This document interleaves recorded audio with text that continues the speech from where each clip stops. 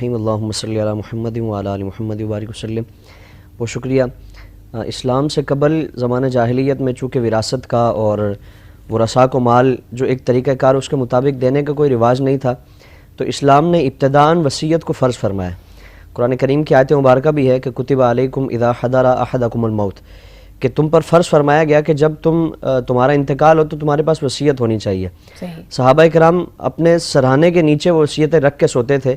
کہ اگر انتقال ہو جائے تو وہ کس کس کو کتنا مال ہمارا ملنا ہے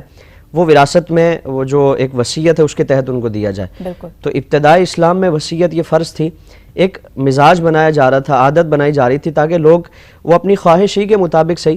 لیکن ورثاء کے لیے مال ضرور وہ اس کے حصے کر کے جائیں اور کس کو کتنا وہ دینا چاہتے ہیں یہ وہ کلیئر کر کے جائیں۔ تو اب وہ ایک عادت جب بن گئی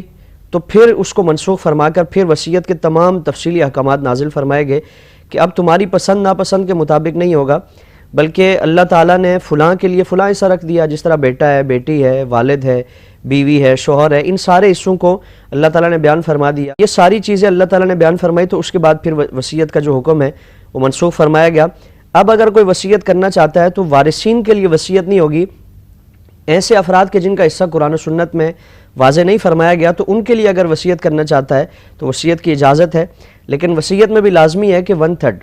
یعنی 1/3 سے زیادہ اگر کوئی وصیت کرے گا تو اس وصیت کا نفاذ نہیں ہوگا، اور وہ وصیت کا نفاذ ورثاء کی اجازت پر ہوگا۔ یعنی اگر تمام ورثاء اجازت دیتے ہیں تو پھر اس وصیت کا نفاذ کیا جا سکتا ہے،